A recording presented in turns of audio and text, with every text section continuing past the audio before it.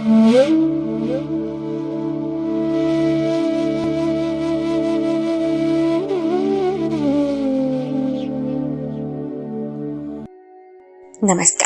मैं क्रांति और आप मेरे साथ सुन रहे हैं इस्मत चुगताई जी की एक विवादास्पद रचना लिहाफ, जिसे उन्होंने सन 1942 में लिखा।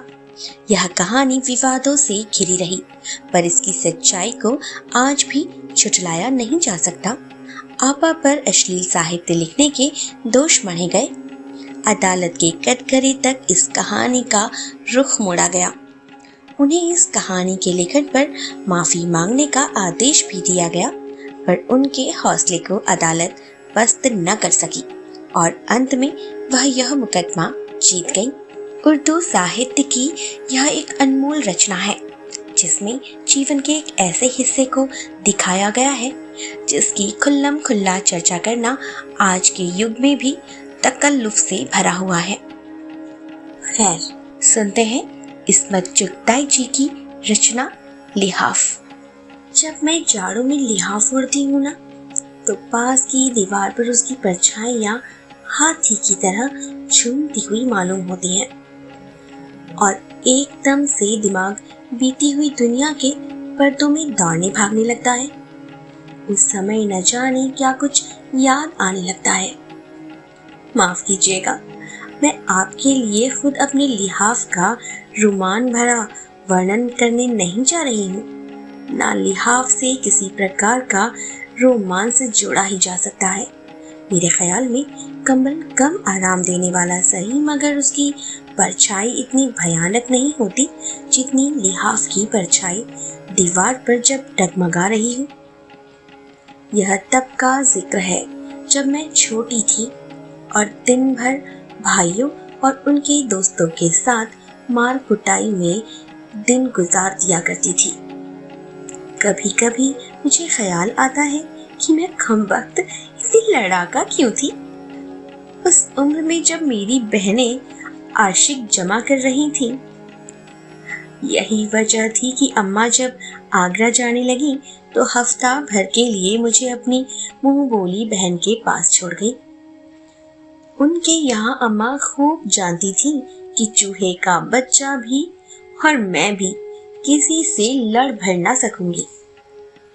सजा तो खूब थी मेरी। हाँ, तो अम्मा मुझे बेगम जान के पास छोड़ गई। वही बेगम जान जिनका लिहाफ अब तक मेरे जहन में गर्म लोहे के दाग की तरह महफूज है।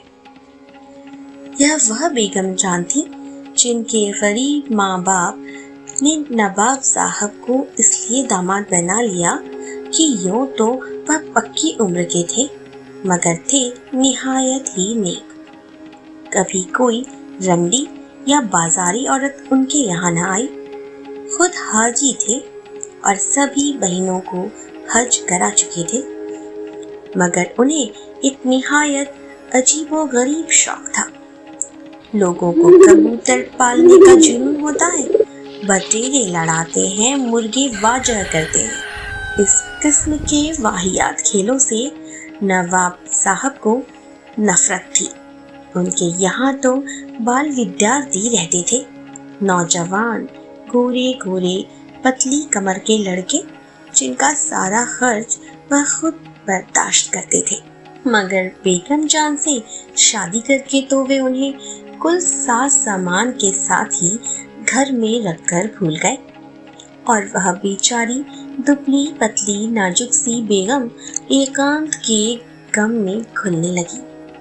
ना जाने उसकी जिंदगी कहाँ से शुरू होती है, वहां से जब वह पैदा होने की गलती कर चुकी थी, या वहां से जबकि बेगम बनकर आई और छपर घर पर जिंदगी गुजारने लगी, या जब से नवाब साहब के यहाँ लड़कों का जद्दोर बंधा, उनके लिए मुर्गन हलवे और लजीज खाने जाने लगे और बेगम जान दीवान खाने की तराजों में से लचकती कमरों वाले लड़कों की चुस्त पिंडलियां और इत्र में डूबे बारीक शबनम के कुर्ते देख देख कर अंगारों पर लौटने लगी।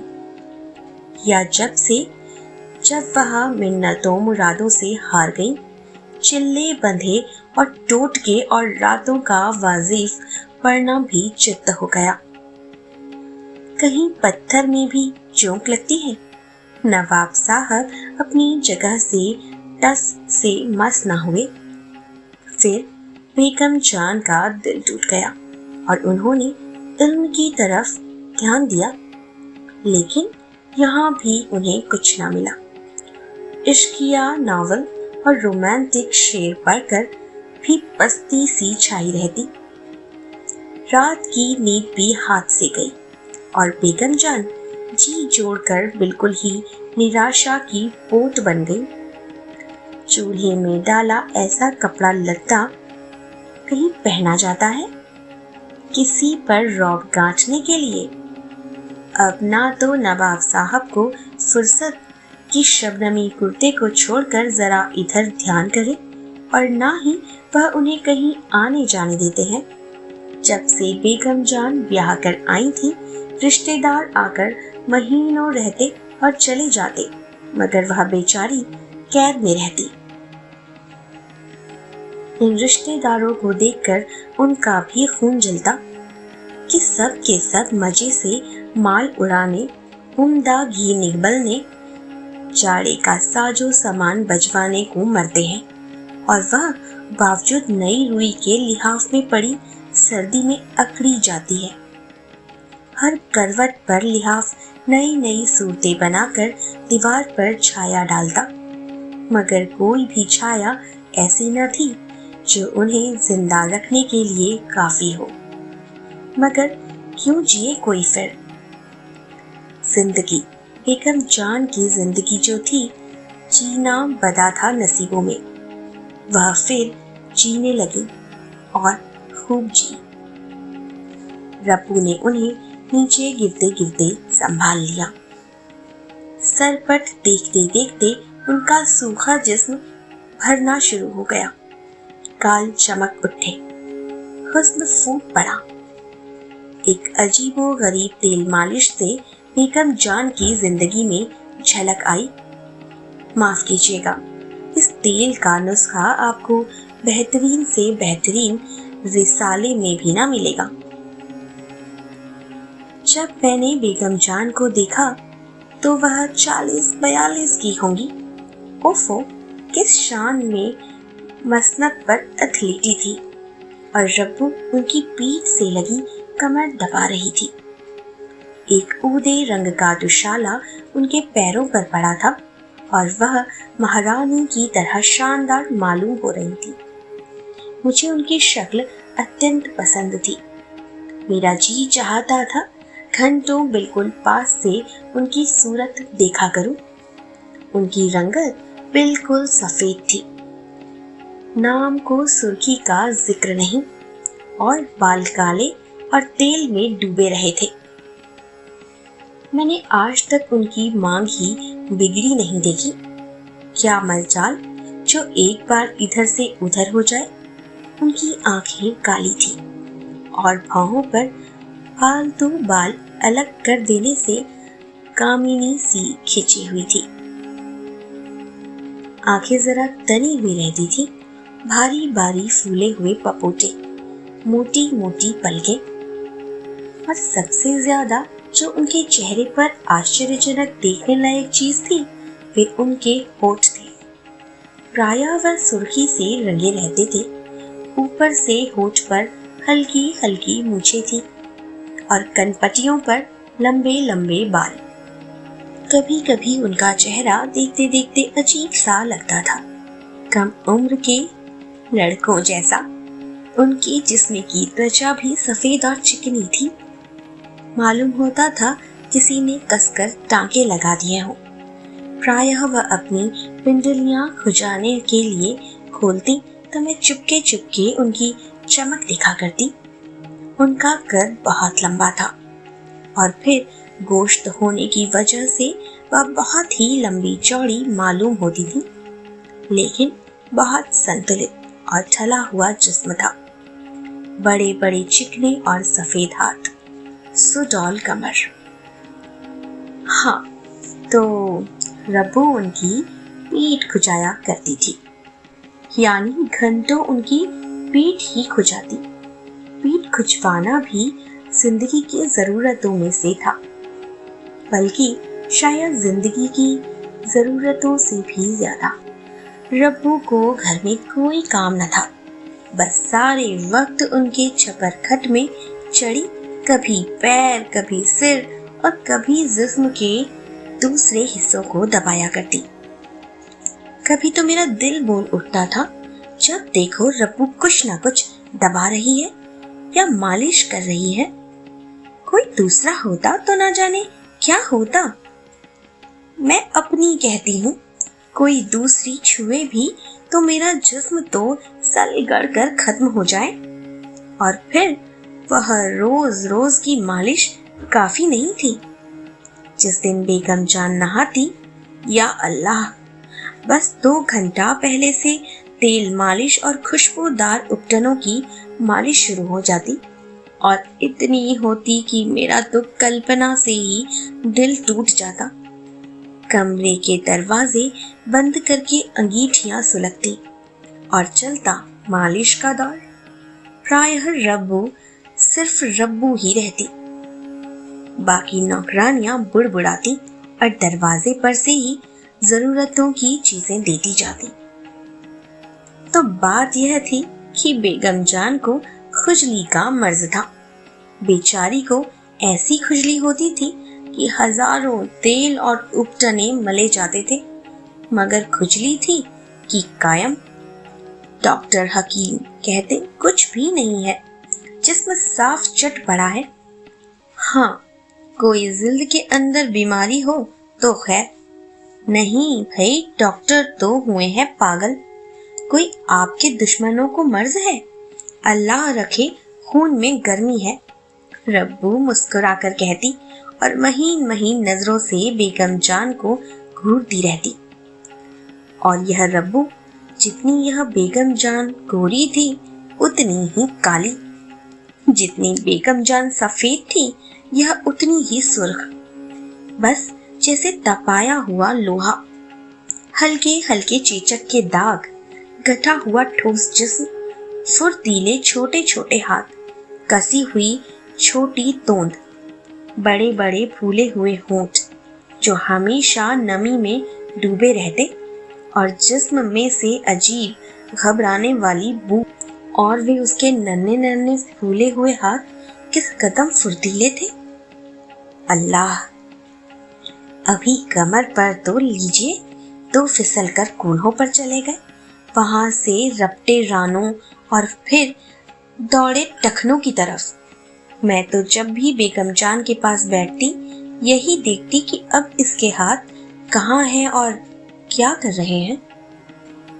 गर्मी जाड़े बेगम जान हैदराबादी जाली कारगे का कुर्ता पहनती, गहरे रंग के पाजामे और सफेद झाग से कुर्ते, और पंखा भी चलता हो फिर भी वह हल्की धुलाई जरूर जिस्म पर ढके रहती थी। उन्हें जाड़ा बहुत पसंद था। जाड़े में मुझको उनके यहाँ अच्छा मालूम होता। वह हिलती दुलती कम थी, कालीन पर लेटी हैं, पीठ खुज रही है, खुश्क मेवे चबा रही हैं, बस। रब्बू से दूसरी सारी नौकरानियां खार खाया करती थी। चुड़ैल बेगम जान के साथ खाती, साथ उठती बैठती और माशा अल्लाह साथ ही सोती थी। रब्बू और बेगम जान आम जलवों और महफिलों की दिलचस्प बातचीत का विषय थे, जहां उन दोनों का जिक्र आया और कह कहे उठे। लोग न जाने क्या क्या चुटकुले गरीब पर उड़ाते, मगर दुनिया में किसी से मिलती ही न थी। वहां तो बस वह थी और उनकी खुजली। मैंने कहा कि उस वक्त मैं काफी छोटी थी और बेगम जान पर फिदा। वह भी मुझे बहुत प्यार करती थी। संयोग से अम्मा आगरा गईं। उन्हें मालूम था कि अकेले घर में भाइयों से मार पिटाई होगी, मारा मारी फिरूंगी, इसलिए वह सप्ताह भर के लिए मुझे बेगम जान के पास छोड़ गई। मैं भी खुश और बेगम जान भी खुश। आखिर को अम्मा की मामी बनी हुई थी। सवाल यह उठा कि मैं सोऊं कहाँ? कुदरती तौर पर बेगम जान के कमरे में। अतः मेरे लिए उनके छपरखट से लगाकर छोटी सी पलंगड़ी डाल दी गई। 10-11 बजे तक तो बातें करते रहे। मैं और बेगम जान चेस खेलते रहे और फिर मैं सोने के लिए अपने पलंग पर चली गई। और जब मैं सोई तो रब्बू वैसी ही बैठी उनकी पीठ खुजा रही थी। रात को मेरी एकदम से आंख खुली तो मुझे अजीब तरह का डर लगने लगा। कमरे में घुप अंधेरा और उस अंधेरे में बेगम जान का लिहाफ ऐसे हिल रहा था जैसे उसमें हाथी बंद हो। बेगम जान, मैंने डरी हुई आवाज निकाली। हाथी हिलना बंद हो गया। लिहाफ नीचे दब गया। क्या है? सो रहो, बेगम जान ने कहीं से आवाज दी। डर लग रहा है, मैंने चूहे की सी आवाज में कहा। सो जाओ, डर की क्या बात है? आयत उर कुर्सी पढ़ लो। अच्छा, मगर या अलमुमाबीन पर आकर हर बार अटक गई। यद्यपि मुझे इस वक्त पूरी आयत याद है। तुम्हारे पास आ जाऊं बेगम जान? नहीं नहीं बेटी, सोई रहो, जरा सख्ती से कहा और 2 आदमियों के खुसुर फुसुर करने की आवाज सुनाई देने लगी। हाय रे, ये दूसरा कौन है? मैं और भी डरी। बेगम जान, चोर वोर तो नहीं? ओहो, सो जाओ बेटा। कैसा चोर? रब्बू की आवाज आई। मैं जल्दी से लिहाफ में मुंह डालकर सो गई। सुबह सवेरे मेरे दिमाग में रात के खौफनाक नजारे का ख्याल भी ना रहा। मैं हमेशा की वहमी हूँ। रात को डरना, उठ उठ कर भागना और बड़बड़ाना तो बचपन में रोज ही होता था। सब तो कहते थे मुझ पर भूतों का साया हो गया। अतः मुझे ख्याल भी ना रहा। सुबह को लिहाफ बिल्कुल मासूम नजर आ रहा था, मगर दूसरी रात जब मेरी आंख खुली तो रब्बू और बेगम जान में कुछ झगड़ा बड़ी खामोशी से छपर खट पर ही तय हो रहा था और मेरी खाक समझ में न आया था कि क्या फैसला हुआ। रब्बू हिचकियां लेकर रो रही थी। फिर बिल्ली की तरह सपड़ सपड़ रकाबी चाटने जैसी आवाजें आने लगी। मैं तो घबराकर सो गई। आज रब्बू अपने बेटे से मिलने गई हुई थी। वह बड़ा झगड़ालू था। बहुत कुछ बेगम जान ने किया। उसे दुकान करवाई, गांव में लगाया, मगर वह किसी तरह न मानता था। नवाब साहब के यहाँ कुछ दिन रहा। खूब जोड़े जामे भी बने, पर न जाने क्यों ऐसा भागा कि रब्बू से मिलने भी न आता। अतः रब्बू भी मजबूर हो गई। सारा दिन बेगम जान परेशान रही। उनका जोड़ जोड़ टूटता रहा। किसी का छूना भी उन्हें न भाता था। उन्होंने खाना भी न खाया और सारा दिन उदास पड़ी रही। मैं खुजा दूं बेगम जान? मैंने बड़ी शौक से ताश के पत्ते बांटते हुए कहा। बेगम जान मुझे गौर से देखने लगी। मैं खुजा दूं? सच कहती हूँ। मैंने ताश रख दिए। मैं थोड़ी देर तक खुजाती रही और बेगम जान चुपकी लेटी रही। दूसरे दिन रब्बू को आना था, मगर वह आज भी गायब थी। बेगम जान का मिजाज चिड़चिड़ा होता गया। चाय पी पी कर उन्होंने सिर में दर्द कर लिया था। मैं फिर खुजाने लगी उनकी पीठ, चिकनी मेज की तख्ती जैसी पीठ। मैं हौले हौले खुजाती रही। उनका काम करके कैसी खुशी होती थी। जरा जोर से खुजाओ, बंद खोल दो, बेगम जान बोली। इधर इधर, जरा शाने के नीचे। हाँ हाँ, वाह भाई वाह, हाँ हाँ हाँ, यहीं पर। बाजुओं में ठंडी सांसें लेकर इत्मीनान जाहिर करने लगी। हाँ, और इधर। हालांकि बेगम जान का हाथ खूब जा सकता था, मगर वह मुझसे ही खुजवा रही थी और मुझे उल्टा गर्व हो रहा था। यहाँ, तुम तो गुदगुदी करती हो, वाह। वह हंसी। मैं बातें भी कर रही थी और खुजा भी रही थी। तुम्हें कल बाजार भेजूंगी, क्या लोगी? वही सोती जागती गुड़िया? नहीं बेगम जान, मैं तो गुड़िया नहीं लेती। क्या बच्चा हूँ अब मैं? बच्चा नहीं तो क्या बूढ़ी हो गई हो? गुड़िया नहीं तो बबुआ लेना, कपड़े पहना दो, मैं दूंगी तुम्हें बहुत से कपड़े, सुना? उन्होंने करवट ली। अच्छा, मैंने जवाब दिया। इधर। उन्होंने मेरा हाथ पकड़कर जहाँ खुजली हो रही थी रख दिया। जहाँ उन्हें खुजली मालूम होती थी वहाँ मेरा हाथ रख देती और मैं बेख्याली से बबुए के ध्यान में डूबी मशीन की तरह उन्हें खुजाती रही और वह लगातार बातें करती रही। सुनो तो, तुम्हें फ्रॉकें कम हो गई हैं, कल दर्जी को दे दूंगी कि नई सी लाएगा। तुम्हारी अम्मा कपड़ा दे गई हैं। वह लाल कपड़े की नहीं बनवाऊंगी, चमारों जैसा है। मैं बकवास कर रही थी और हाथ न जाने कहां से कहां पहुंचा। बातों बातों में मुझे मालूम भी न हुआ बेगम जान तो चित्त लेटी थी। अरे, मैंने जल्दी से हाथ खींच लिया।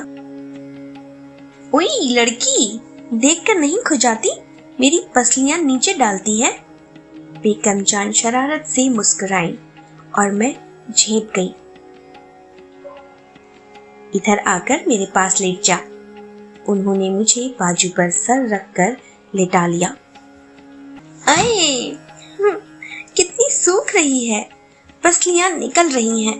उन्होंने मेरी पसलियां गिननी शुरू करी। मैं मुनमुनाई।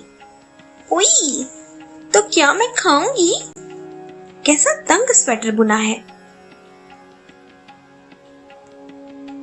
अरे, गर्म बनियान भी नहीं पहना तुमने? मैं कुलबुलाने लगी। कितनी पसलियां होती हैं? मैंने स्कूल में याद की हुई हाइजीन की मदद ली, वह भी ऊटपटा। हटाओ तो हाथ। हाँ, 1 2 3। मेरा दिल चाहा किसी तरह भागूं और उन्होंने मुझे जोर से भींच लिया। मैं मचल गई। बेगम जान जोर जोर से हंसने लगी। क्या हुआ? मैं घबरा रही थी। अब भी जब उनका उस वक्त का चेहरा याद करती हूँ तो दिल घबराने लगता है। उनकी आंखों के पपोटे और वजनी हो गए थे। ऊपर के होठों पर स्याही फिरी हुई थी। बावजूद सर्दी के पसीने की नन्ही नन्ही बूंदें होठों और नाक पर चमक रही थी। उनके हाथ ठंडे सर्द थे, मगर नर्म नर्म, जैसे उन पर ही खाल उतर गई हो। उन्होंने शॉल उतार दी थी और करगे के महीन कुर्ते में उनका जिस्म आटे की लोई की तरह चमक रहा था। भारी जड़ाऊ सोने के बटन गले के एक तरफ झूल रहे थे। शाम हो गई और कमरे में अंधेरा घुट रहा था। मुझे एक नामालूम डर से दहशत सी होने लगी। बेगम जान की गहरी गहरी आंखें। मैं रोने लगी दिल ही दिल में और मुझे एक मिट्टी के खिलौने की तरह वह भींच रही थी। उनके गर्म गर्म जिस्म से मेरा दिल बोलने लगा। मगर उन पर तो जैसे कोई भूत ना सवार था। मेरे दिमाग का यह हाल है कि न चीखा जाए और न रो सकूं। थोड़ी देर बाद वह पस्त होकर निढाल लेट गई। उनका चेहरा फीका बद रौनक हो गया और लंबी लंबी सांसें लेने लगी। मैं समझी कि अब मरी ये और वहां से उठकर सरपट भागी। शुक्र है कि रब्बू रात को आ गई और मैं जल्दी से लिहाफ ओढ़कर सो गई। मगर नींद कहाँ, चुप घंटों पड़ी रही। अम्मा किसी वजह से न आ सकी थी। बेगम जान से मुझे डर लगता था कि मैं सारा दिन मामाओं के पास बैठी रही, मगर उनके कमरे में कदम रखते ही मेरा दम निकलता था। और कहती किससे और कहती क्या कि बेगम से डर लगता है, और वह बेगम जान जो मेरे ऊपर जान छिड़कती थी। आज रब्बू में और बेगम जान में फिर अनबन हो गई। मेरी किस्मत की खराबी कहिए या कुछ और, मुझे उन दोनों की अनबन से डर लग रहा था, क्योंकि फौरन बेगम जान को ख्याल आया कि मैं बाहर सर्दी में घूम रही हूँ और मरूंगी निमोनिया से। लड़की मेरा सिर मुड़वाएगी, जो कुछ हो हवा गया तो और आफत आएगी। उन्होंने मुझे अपने पास बैठा लिया। वह मुंह हाथ चिलमची में धो रही थी। चाय तिपाई पर रखी थी। चाय तो बनाओ, एक प्याली मुझे भी देना। वह तौलिए से मुंह खुश्क करके बोली। मैं जरा कपड़े बदल लूं। और वह कपड़े बदलती रही और मैं चाय पीती रही। बेगम जान नाइन से पीठ मलवाते वक्त अगर मुझे बुलवाती तो मैं गर्दन मोड़े मोड़े जाती और वापस भाग जाती। अब जो उन्होंने कपड़े बदले तो मेरा दिल उलटने लगा। मुंह मोड़े में चाय पीती रही। हाय अम्मा, मेरे दिल ने बेबसी से पुकारा। आखिर मैं भाइयों से क्यों लड़ती हूँ, जो तुम मेरी मुसीबत। अम्मा को हमेशा मेरा लड़कों से लड़ना, उनके साथ खेलना नापसंद है। कहो भला क्या लड़के शेर चीते हैं जो निगल जाएंगे उनकी लाडली को, और उनके लड़के भी कौन, खुद भाई और दो चार सड़े सड़ाए जरा जरा से उनके दोस्त। मगर नहीं, वह तो औरत जात को 7 तालों में रखने की कायल। और यहाँ बेगम जान की वह दहशत कि दुनिया भर के गुंडों से नहीं। बस चलता तो उस वक्त सड़क पर भाग जाती, पर यहाँ न टिकती। मगर लाचार थी, मजबूर कलेजे पर पत्थर रखे बैठी थी। कपड़े बदल कर 16 सिंगार किए हुए और गर्म गर्म खुशबुओं से इत्र ने उन्हें अंगारा बना दिया था और वह चली मुझ पर लाड़ उतारने। मैं घर जाऊंगी, मैंने उनकी हर राय के जवाब में कहा और रोने लगी। मुझे घर जाना है। अरे मेरे पास तो आओ, तुम्हें बाजार ले चलूंगी, सुनो तो। मगर मैं खली की तरह फैल गई। सारे खिलौने मिठाइयां एक तरफ और घर जाने की रट एक तरफ। अरे भैया मारेंगे वहां, चुड़ैल इधर आ। उन्होंने प्यार से मुझे थप्पड़ लगाया। पड़े मारे भैया, मैंने अपने दिल में सोचा और रूठी अकड़ी बैठी रही। कच्ची अमियां खट्टी होती हैं बेगम जान, जली कटी रप्पू ने राय दी। और फिर उसके बाद बेगम जान को दौरा पड़ गया। सोने का हार जो थोड़ी देर पहले मुझे पहना रही थी टुकड़े टुकड़े हो गया। महीन जाली का दुपट्टा तार तार, और वह मांग जो मैंने कभी बिगड़ी ना देखी थी झाड़ झंखाड़ हो गई थी।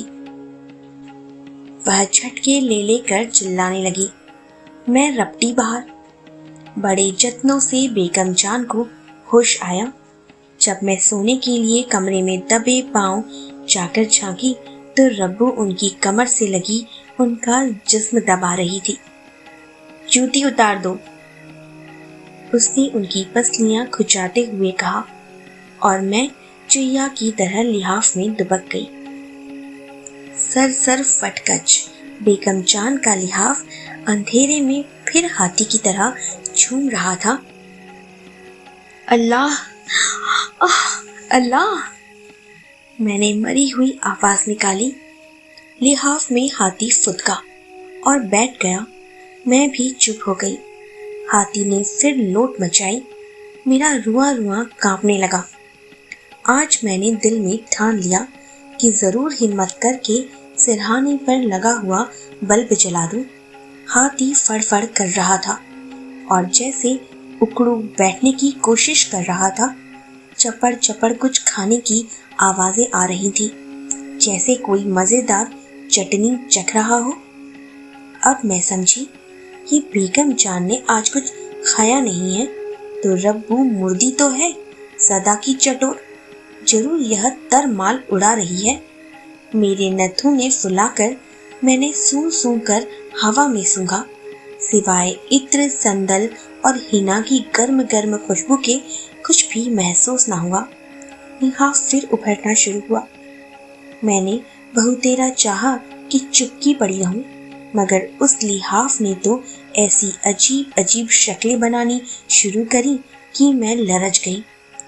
मालूम होता था गौं गौं करके कोई बड़ा सा मेंढक फूल रहा है और अब उछलकर मेरे ऊपर आ जाएगा।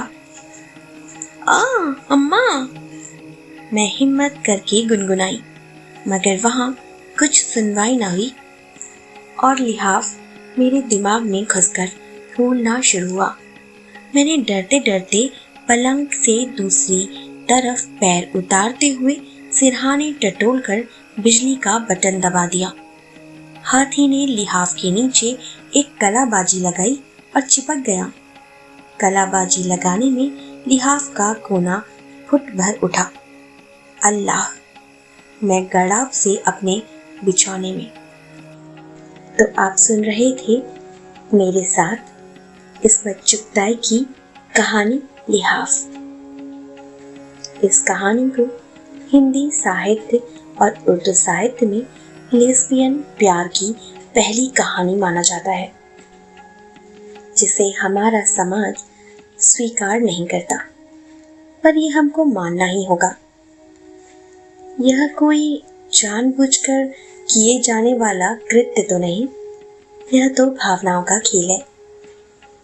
और फिर भावनाओं का कोई लिंग नहीं होता, जेंडर नहीं होता।